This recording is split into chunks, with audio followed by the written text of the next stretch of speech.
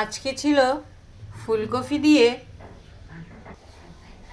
পনিরের তরকারি, দিব কিছু ক্যাপসিকাম আর দিব টমেটো রেডি করে রেখেছি। এদিকে কড়াইতে তেল গরম হচ্ছে। তো প্রথমে পনিরগুলোকে এইভাবে ভাজা ভাজা করে নিয়ে গরম জল আগেই করে রেখেছিলাম, এটার মধ্যে দিয়ে দিব, তাতে পনিরগুলো নরম হবে। এই যে পনিরটা হয়ে গেছে, জলে দিয়ে দিয়েছি। তারপর ফুলকপি আর আলু হালকা সিদ্ধ করে নিয়েছিলাম, ওটার মধ্যে হলুদ আর লবণ দিয়ে ভাজা ভাজা করে নিতে হবে।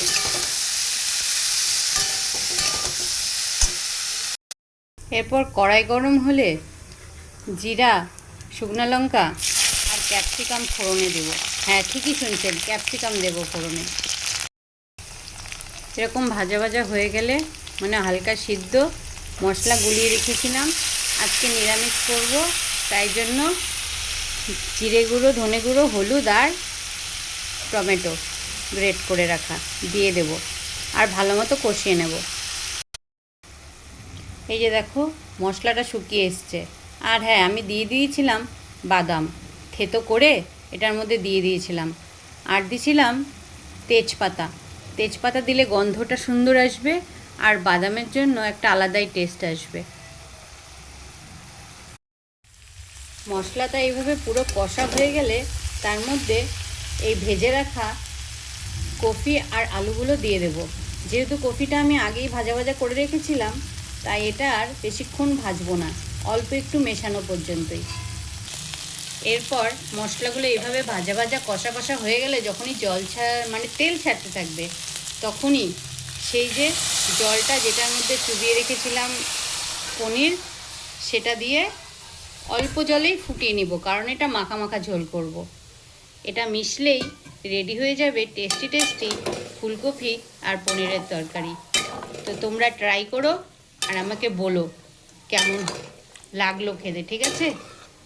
তো আজকে ভিডিওটা এখানেই শেষ করছি। আমি প্রিয়া। ভিডিওটা ভালো লাগলে অবশ্যই লাইক, কমেন্ট, শেয়ার, ঠিক আছে? ভুলো না কিন্তু।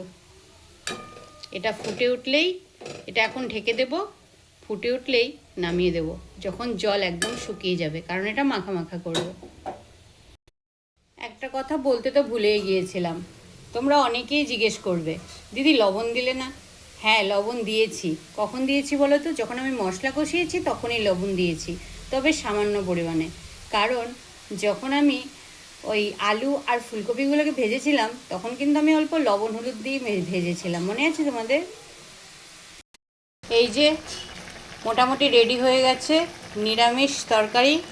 খালি নামানোর আগে অল্প ঘি দিয়ে নামিয়ে দেব, তাহলেই অমৃত স্বাদ হবে এই তরকারি। ঘি দিতে কিন্তু ভুলবে না তোমরা, ঠিক আছে? ঘি আর গরম মশলা, বাস, তাহলেই হয়ে যাবে।